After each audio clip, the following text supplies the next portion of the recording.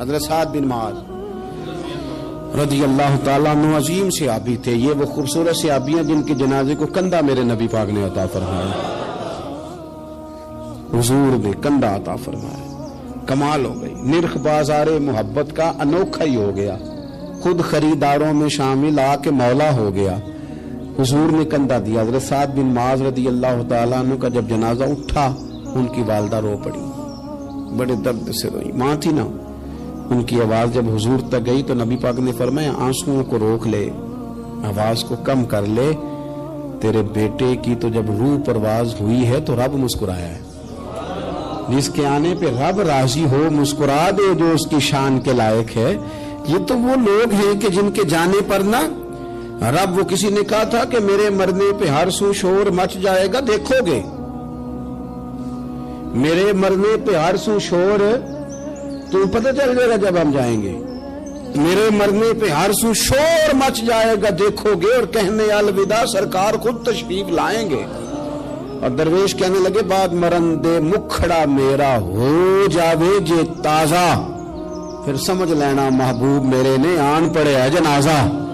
اور عاشق کا جنازہ ہے ذرا دھوم سے نکلے اور محبوب کی گلیوں سے ذرا گھوم کے نکلے.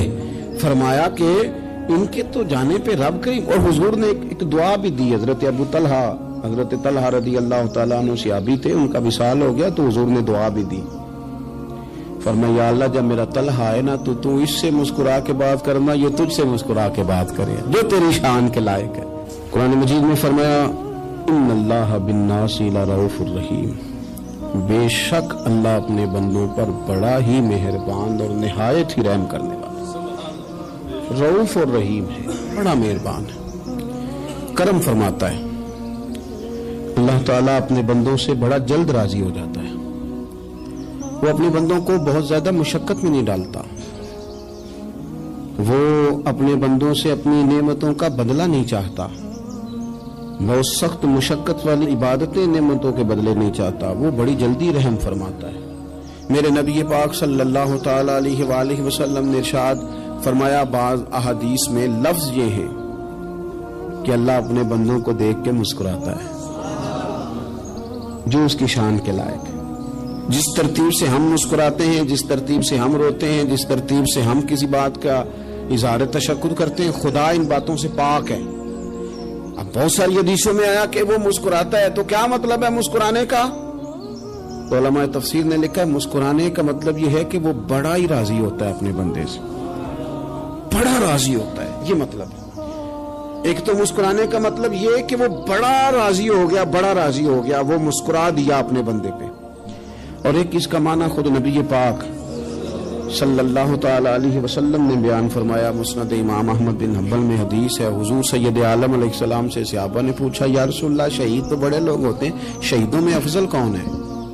تو اللہ کے حبیب علیہ السلام فرمانے لگے وہ والا بندہ جو ڈٹ گیا تھا کافروں کے مقابلے میں, وہ ہلا نہیں, پوری طرح ڈٹ کے جو لڑا وہ شہداء میں افضل ہے.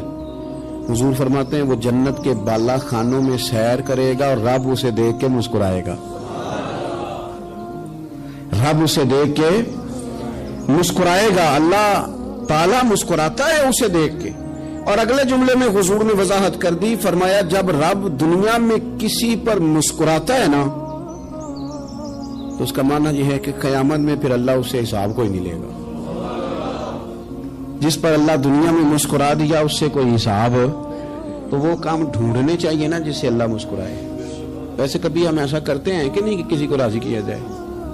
یہ کام ہم کرتے ہیں کہ ہماری کمپنی کا جو سربراہ ہے وہ ہم سے راضی رہے, جس ادارے میں ہم پڑھاتے ہیں اس ادارے کا بڑا ہم سے راضی رہے. یہ کرتے ہیں ہم, اس کے لیے کچھ نہ کچھ ہیلے بہانے ہم کرتے ہیں. برادری, قبیلہ, علاقہ, بستی, لوگ کسی طریقے سے ہمارے ساتھ مطمئن رہیں, کرتے ہیں نا یہ سارے کام. اس میں تھوڑی مشکل بھی ہمیں آتی ہے لیکن کرتے ہیں. کیا کریں, گھر میں بھی کئی دفعہ ایسا ماحول بنانا پڑتا ہے. چلیں ایک اور میٹھی مثال دیتے ہیں, زیادہ سمجھ میں آئے گی. چھوٹا بچہ خوش رہے, آپ اس کے لیے محنت نہیں کرتے. وہ چھوٹا ہے, اس کو خوش کرنا فرض ہے ابا پہ, لیکن وہ کہتا ہے کہ میں نے موٹر سائیکل لینا ہے. چھوٹا ہے, چلا ہی نہیں پائے گا, تو ابا پھر اسے راضی کرتا ہے, کہتا ہے بیٹے چھوٹا سائیکل لے لے. چل میں تجھے اڑانے والا جہاز لے دیتا ہوں. مقصود کیا ہے کہ اس کو ناراض نہیں کرنا, یہ روئے نہ, اس کا دل نہ ٹوٹے. ہو یارو سنو نا میں کیا کہہ رہا ہوں. اگر چھوٹے بچے کے لیے وہ چیزیں ڈھونڈتے ہو, میرے ابا جی نا اپنے نواسے کے لیے کھلونا لے کے آئے تو بچہ بڑا ہی کھیلا تو ابا جی کہنے لگے لو پیسے پورے ہو گئے میرے. بچے کو پسند بڑا ہے نا, پیسے پورے کر چھڑے نے, دیکھو نا جی کتنا اس کو راضی ہوا ہے.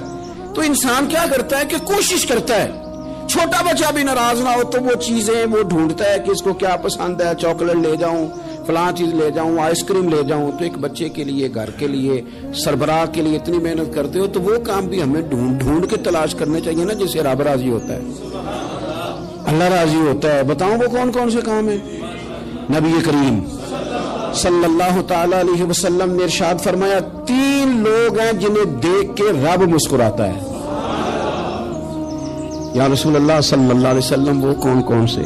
تو محبوب فرمانے لگے ایک وہ بندہ ساری مخلوق سوئی ہے, آدھی رات ہے, رات کا پچھلا پہر ہے, اس نے اٹھ کے وضو کر لیا, مصلی پہ کھڑا ہو گیا خدا کی یاد میں, فرمایا اسے دیکھ کے رب مسکراتا ہے جو اس کی شان کے لائق ہے. مسکراتا ہے اللہ. یہ تو سونے کا ٹائم تھا, یہ تو گہری نیند آنے کا وقت تھا, رات کا پچھلا پہر. رات پوے تے بے درداں نو نیند پیاری آوے, تے درد منداں نو یاد سجن دی ستیاں بھی آن جگاوے. اور ساون کی کالی راتوں میں جب بوندا باندی ہوتی ہے, وہ راتوں کو اٹھ روتے ہیں جب خلقت ساری سوتی ہے. اللہ مسکراتا ہے. اور سننا میرے بھائی, میرے نبی پاک صلی اللہ تعالی علیہ وسلم فرماتے ہیں جب مسلمان نماز کے لیے صفیں بناتے ہیں نا, ترتیب لگ رہی ہوتی ہے, اب اللہ کی بارگاہ میں کھڑے ہوں گے, قیام کریں گے, رکوع کریں گے, سجود کریں گے. فرمایا جب مومن صفیں بناتے ہیں تو رب دیکھ کے مسکراتا ہے, مسکراتا ہے. کمال ہو گئے عروج بندگی کا, جب بندے کو دیکھ کے رب مسکرائے. خدا بندے سے خود پوچھے بتا تیری رضا کیا ہے, مسکراتا ہے. اور میرے نبی پاک علیہ السلام فرماتے ہیں جب مجاہد جہاد کے لیے صفیں سیدھی کرتے ہیں, آج تو یہ رب کے نام پہ مرنے ہی آ گئے, یہ صفوں میں کھڑے ہوں گے, ترتیب سے لڑیں گے, ترتیب سے گلا کاٹیں گے کافروں کا یا شہادت لیں گے. فرمایا جب جہاد کے لوگ صفیں بناتے ہیں تو رب انہیں دیکھ کے مسکراتا ہے. کتنے نصیبوں والا وہ بندہ ہے جسے دیکھ کے مسکرا دیا. او یار کبھی تیرا بیٹا تیرے سامنے مسکرائے نا چھوٹا, تو تیرا دل باغ باغ ہو جاتا ہے. تیری ماں بیمار کسی ایک دن صحیح طرح ہنس پڑے تو طبیعت خوش ہو جاتی. مجھے بتاؤ نا جس کا رب بھی اسے دیکھ کے ہنس پڑے, جو اس کی شان کے لائق ہے, کیا اس بندے کے نصیبیں ہیں, کیا اس کے مقدر ہیں. آپ اس مقام پر اپنے آپ کو لائیں. اب دیکھیں نا یہ حدیث آپ نے سن لی, اب ہم نے نا اس طرح صفیں نہیں بنانے جس طرح ساری دنیا, اب ذرا صفیں بھی شوق سے بنائیں گے. آپ ذرا تھوڑا سا شوق پیدا کریں گے, بھئی یہ تو میں وہ کام کرنے لگا ہوں جسے دیکھ کے رب مسکراتا ہے. نبی پاک صلی اللہ علیہ وسلم نے فرمایا جب کوئی بندہ توبہ کرتا ہے نا, ہم توبہ کا رٹا لگاتے ہیں, یا اللہ میری توبہ یا اللہ. اور توبہ کا تو مطلب یہ ہے کہ پچھلے گناہوں سے پکی توبہ, آج کے بعد یہ غلطی نہ کرنے کا پکا وعدہ. تو نے ساری شب برات رو کے گزاری ہے, بتا سویرے جھوٹ جوڑنے کا ارادہ ہے تیرا, آج کے بعد رشوت تو نہیں نہ لے گا, ملاوٹ تو نہیں نہ کرے گا, یہ توبہ ہے. اور اگر سارے کام اسی طرح کرنے تو پھر یہ توبہ کا رٹا ہے, جتنا مرضی لگاؤ. حضرت علی بن ربیعہ رضی اللہ تعالیٰ عنہ فرماتے ہیں میں مولا علی کے ساتھ تھا, مقام حرہ کی طرف جا رہے تھے, حضرت علی نے ہاتھ اٹھا کے دعا مانگی ہماری تعلیم کے لیے, ورنہ حضرت علی ہم صحابہ کو محفوظ عن الخطا تو مانتے ہیں نا. ہاتھ اٹھا کے کہا اے اللہ ہمارے گناہ بخش دے, تیرے علاوہ کوئی معاف کرنے والا نہیں. اور پھر حضرت علی آسمان کی طرف دیکھا اور دیکھ کے نا حضرت علی بن ربیعہ کو تو مسکرائے. حضرت علی بن ربیعہ کہنے لگے حضور مسکرائے کیوں؟ وہ فرمانے لگے ایک دن میں حضور کے ساتھ اسی طرح آیا تھا, اسی طرح حضور نے دعا فرمائی تھی ہماری تعلیم کے لیے, اور پھر حضور مجھے دیکھ کے مسکرائے تھے اور فرمایا جب کوئی بندہ رب کی بارگاہ میں اس طرح استغفار کرتا ہے تو رب مسکراتا ہے, اور مسکرا کے فرماتا دیکھ لو میرے بندوں کو پتا ہے کہ میرے علاوہ معاف کرنے والا کوئی نہیں. انہیں پتا ہے, تم اس کی بارگاہ میں رجوع تو لاؤ, آؤ تو صحیح دو آنسو لے کر. इकबाल कहते हैं कि असीर दुश्मन की चाह में भी, मुखालिफों की निगाह में भी, अमी है, सादिक है, मोतबर है, मेरा पैगंबर अजीम तर है। नबी पाक सल्लल्लाहु अलैहि वसल्लम तशरीफ लाए, उन्होंने कहा जी आप जो फैसला भी करें कबूल है, आप बता दें कौन सा कबीला हजर अस्वद उठा के, बाकी खाना काबा की तामीर मुकम्मल होगी, हजर अस्वद कौन सा कबीला लगाए। पहले तय कर लिया था जो हुजूर फैसला करेंगे सबको कबूल होगा। अब अगर हुजूर एक के हक में फैसला कर देते तो तैयार थे ना बाकी कबूल कर दी। अब वो सारे कबीले नजरें हुजूर पे लगाए, नतीजा निकलना है। ये समझ ले पास फेल का नहीं, फर्स्ट सेकंड का नतीजा है। किसको शहादत मिलती? ई शहादत बजोरे बाजू नेज किसको मिलती है? कुर्बान जाऊं हुजूर की हिकमत पर, नबी पाक के तदब्बर पर। अब एक को भी अगर हुजूर कहते तो लगा दे तो बाकी वादा कर चुके थे मानेंगे, पर यार परेशानी तो होती है ना कि हम सेकंड आ गए, थर्ड आ गए। अब ये सब चाह रहे थे शहादत लेना, तो रसूल पाक ने ना चादर बिछाई, हजर अस्वद उठा के रखा, फरमाया लड़ो ना, सारे ये एक एक कोने से चादर पकड़ लो, कुर्बान जाए। सब ने उठा लिया और उठा के जगह ले आए जहाँ नस्ब करना था। हुजूर ने अपने दस्त मुबारक से पकड़ा, वहां लगा दिया। अब कोई सब से पूछता ना किसने लगाया है, तो सब यही समझते थे हमने ही लगाया है, और आखिरी फैसला ये था हम सब नहीं लगाया है। ये हिकमत है रसूल पाक की। तेरे आगे है यूं दबे लचे फुसहा अरब के बड़े बड़े, कोई जाने मुंह में जुबान नहीं बल्कि जिस्म में जान नहीं। नबी पाक अलैहिस्सलाम ने फरमाया जो नमाज तुम अपने घर के अंदर पढ़ोगे, एक नमाज का अल्लाह तुम्हें सवाब देगा। जमात के साथ पढ़ोगे तो 27 नमाजों का सवाब। लेकिन फरमाया वही नमाज अगर तुम मेरी मस्जिद नबवी में आके पढ़ोगे तो अल्लाह 50,000 नमाजों का सवाब अता करेगा। 50,000 नमाजों का। और मदीने वाले हबीब फरमाने लगे वही नमाज अगर तुमने बैतुल्लाह में आके पढ़ी तो नमाज एक होगी, लेकिन रब तुम्हें 1,00,000 नमाज का सवाब अता फरमाए। अब ये फजीलत हुजूर ने बयान की, फजीलत देखें। अल्लाह ताला की रहमतें हर जगह बरसती, यहाँ कब बरसेंगी हमें कोई पता नहीं। तकरीर के वक़्त, खुतबे के वक़्त, नमाज के वक़्त, दुआ कब बरसेंगी नहीं पता। लेकिन खानाए काबा का जो मामला है और वहाँ जो रहमत का मामला है, मुल्ला रूमी फरमाते हैं कि खुदा की रहमत अगर तुझे इतनी मिल जाए ना कतरे के बराबर भी, तो समझ ले तेरी दुनिया भी बन गई और तेरी आखिरत भी बन गई। अब मेरे नबी पाक अलैहिस्सलाम की हदीस सुने, हुजूर फरमाते हैं रोजाना बैतुल्लाह शरीफ पर अल्लाह की 120 रहमतों का नजूल होता है। या रसूलल्लाह किस वक्त होता है? फजर के वक्त, जोर के वक्त, असर के वक्त, तवाफ के वक्त, नमाज के वक्त, कब? तो हुजूर ने तय करके बताया। फरमाया 120 रहमतें अल्लाह खाना काबा पे नाजिल फरमाते हैं। या रसूलल्लाह कब? फरमाया 60 रहमतें तो उन पे बरसती हैं जो बैतुल्लाह का तवाफ करते, और फरमाया 40 रहमतें उस पर बरसती हैं जो हरम शरीफ में नमाज पढ़ता है। और हुजूर फरमाते हैं कुछ भी ना करे, बस बैठ के काबे की जियारत ही करता रहे, 20 रहमतें तो अल्लाह उसे भी अता फरमा दे। कितनी मुकद्दस जगह है। वहां जाने का ज़ौक़, वहां जाने की तड़प, वहां जाने का शौक। उन लोगों से थोड़ा सा शिकवा है जो कहते हैं जी मैंने जी बड़ी राज के जियारत कर ली है, बस राज गए, खत्म हो गई बात। सुनो, नबी पाक अलैहिस्सलाम ने 53 साल हयात ज़ाहिरा के वहां गुजारे, 53 साल।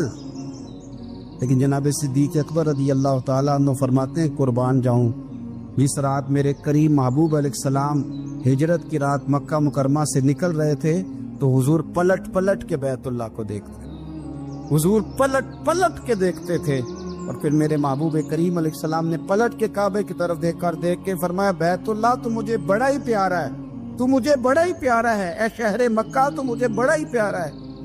फरमाया अगर मेरी कौम मुझे परेशान न करती मैं तुझे कभी छोड़ के न जाता। 53 साल रहने के बावजूद भी हुजूर का बैतुल्लाह से प्यार, नबी पाक की उस शहर के साथ वाबस्तगी, वो दिलचस्पी, वो ज़ौक़, वो शौक, वो कैफियत क्यों मान पड़ते जा रहे हैं हमारे जज्बे। हमारे सियासत की बातें रोज होने लगी हैं, बहसों की बातें रोज होती, लेकिन अपना इश्क मजबूत करने की बात, आप यकीन करें ये जो इश्क होता है ये बंदे को आज़ाद कर देता है, ये बंदे को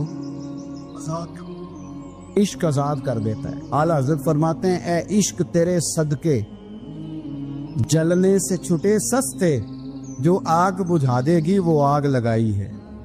اور علامہ اقبال کہنے لگے اقبال سمجھاتے ہیں، وہ کہتے ہیں بجھی عشق کی آگ اندھیر ہے، اب مسلمان نہیں اب خاک کا ڈھیر ہے.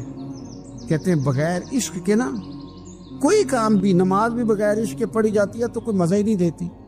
بندے کہتے ہیں دل ہی نہیں لگتا. پیری مریدی ہے بغیر عشق کے ایسی رسم ہی ہے، ٹھیک ہے گزارا چل رہا ہے. قرآن شریف کی تلاوت ہے تو بغیر عشق کے کیسے کیفیات چلیں گی؟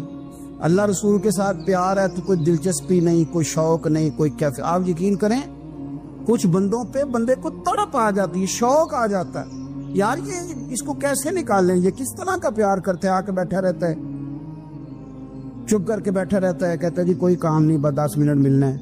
بندے کو اس بندے پر ویسے ہی پیار آ جاتا ہے. کچھ ایسے سنگی ہوتے ہیں جو آستانوں پہ 10 چکر لگا کے آتے، شکوہ نہیں کرتے کہ میں 100 دفعہ بھی آیا ہوں فلانے حضرت ملے نہیں.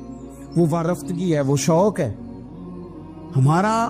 جب تک اللہ رسول کے ساتھ رشتہ عشق کا تھا، پیار کا تھا، ذوق کا تھا، درد کا تھا، خلوص کا تھا، آپ یقین کریں طبیعتیں جمی ہوئی تھی. نبی پاک نے نا ہمیں تکلیف میں رہ کے پیار کرنے کا درس دیا. بخاری مسلم میں حدیث ہے، حضور اپنے مدینے کی شان بیان کرنے لگے. حضور فرمانے لگے، محبوب فرماتے ہیں یمن فتح ہوگا تو وہاں کھیت اچھے ہوں گے، کھلیان اچھے ہوں گے، کاروبار اچھے ہوں گے، تو کچھ لوگ مدینے والے وہاں جا کے رہنے لگ جائیں گے، آباد ہو جائیں گے. لیکن حضور فرماتے المدینہ تو خیر لہم لو کانوا یعلمون. بات کو سمجھنا، فرمایا کہ وہاں کھیت کھلیان اچھے ہیں، ان کا کاروبار وہاں زیادہ چلے گا، لیکن رسول کریم نے فرمایا مدینہ ہی ان کے لیے بہتر تھا، کاش وہ اس بات کو جان لیتے. فرمایا پھر عراق فتح ہوگا تو وہاں بھی کچھ لوگ چلے جائیں گے، کاروبار ان کا اچھا چل جائے گا، وہاں رہنے لگیں گے، لیکن فرمایا المدینہ تو خیر لہم لو کانوا یعلمون. فرمایا مدینہ ہی ان کے لیے بہتر تھا، کاش وہ سمجھ لیتے.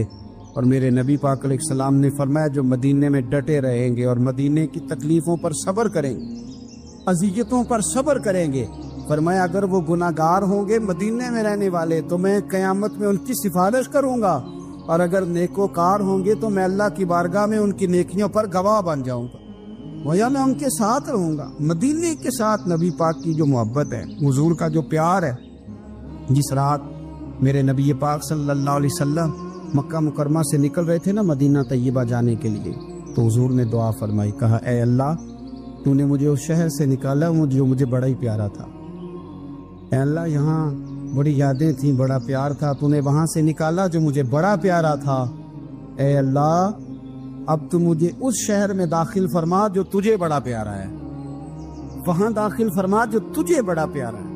مدینہ طیبہ کے لیے نبی پاک نے دعا فرمائی، کہا اے اللہ تیرے نبی ابراہیم علیہ السلام نے مکے کے لیے دعا کی تھی، میں مدینے کے لیے دعا کر، اللہ مدینے میں دگنی برکت عطا فرما. اللہ کے محبوب علیہ السلام کی خاص دلچسپیاں مدینہ طیبہ کے ساتھ.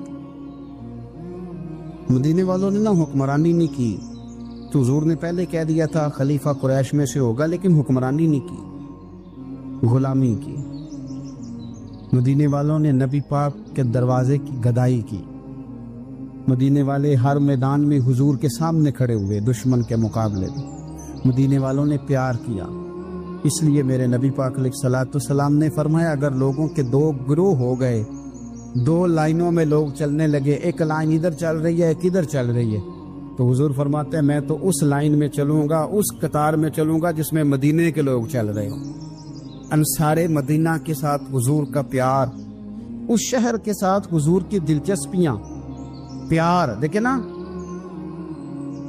بندہ جب اپنے گھر واپس لوٹ کے آتا ہے تو شوق ہوتا ہے ذرا جلدی سے نا گھر پہنچ جاؤں، ذرا تھوڑا جلدی چلا جاؤں. کئی سفر سے آئے، صحابہ فرماتے ہیں کہ جب نبی پاک کسی جنگ سے، جہاد سے، سفر سے لوٹتے، مدینے کی عمارتیں نظر آتی تو گھوڑا تیز کر لیتے، اپنے اندر نا یہ ذوق پیدا کریں، یہ پیار پیدا کریں. آپ یقین کریں کوئی ٹھنڈے ٹھنڈے مسلمان، وہ کوئی کیفیت نہیں، صبح سے شام تک. میں دوستوں سے کہا کرتا ہوں الحمدللہ کبھی ایک آیت پڑھ لینا قرآن پاک کی ترجمہ اور تفسیر کے ساتھ تو سارا دن وہ گھومتی رہتی ہے دماغ میں.